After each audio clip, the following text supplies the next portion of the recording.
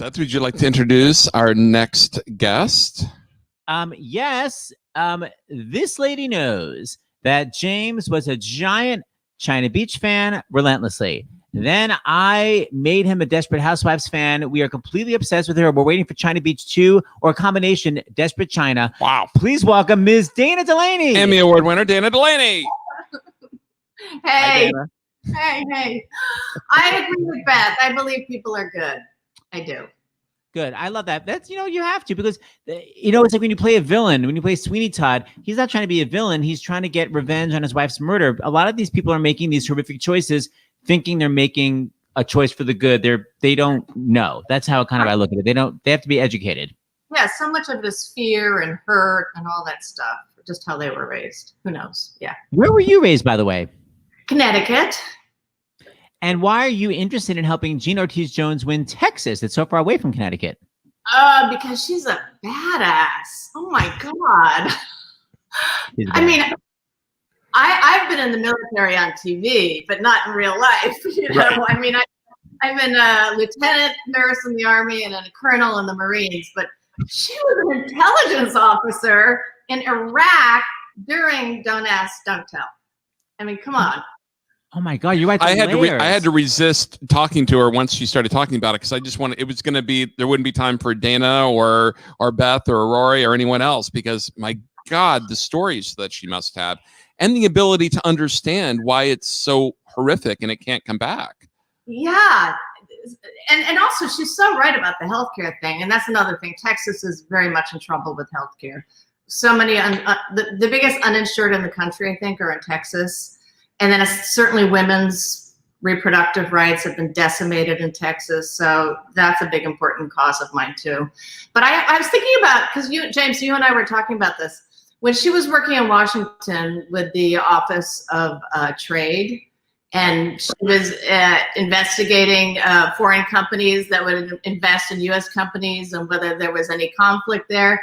I mean, I'm thinking about that New York Times article that just came out about Trump and all of his finances, and what she would have done in Washington if she was confronted with all the foreign companies, investing in his hotels while he's president, which is clearly a conflict of interest. And we need people who are going to go there and say, no, you owe $420 million. You are not allowed to take money from foreign countries. It's crazy. She's going to fight for us. Of course, people are also watching, not just for political stuff, but for some showbiz. Let's get a little inside. Let's get a little inside scoop on Desperate Housewives. What the hell was it really like? 5 years ago, I went to San Antonio for the first time, which is a beautiful, beautiful city. That whole Riverwalk, gorgeous. Riverwalk. But I went there for Eva Longoria's 40th birthday party. Right. Well, which was huge and a big thing, and it was so much fun. Oh my gosh, I forgot she's from there. So she's hectic. So what was it like on that show? First of all, I'm just so curious. Like, did you guys have a table read at the beginning of the week, and were you like, I'm going to do this week, I'm going to stab that person? Like, what was it like? No, we Mark Cherry insisted that we have a table read and it was at 7 a.m. And if you did not show up, it was bad. Really bad, because Mark comes from sitcoms, and he wanted to know that you were going to get the laughs, because it was all about the laughs, and you had to perform. There was no just reading; you had to perform. Yeah. So, did you get the scripts in advance, or were you cold reading performing? Usually we got them the night before. They came late.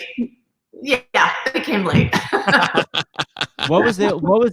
What was the craziest stunt you think that you pulled on that show? Oh, there were so many. Oh my God. Wow.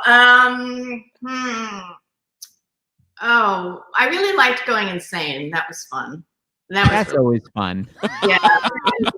Having a nervous breakdown was fun. And trying to steal Susan's boyfriend, Mike the plumber.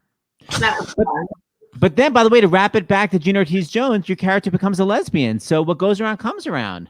Absolutely. I ended up falling in love with a stripper, and she was wonderful, and she kind of saved Catherine. She was very happy after that.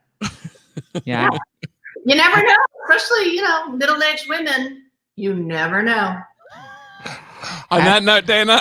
Match.com, Dana. Thank you for being here. Always What else is that? Seth, congratulations on the adoption. Oh, thank you.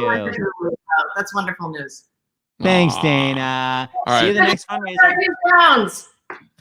Bye, Dana.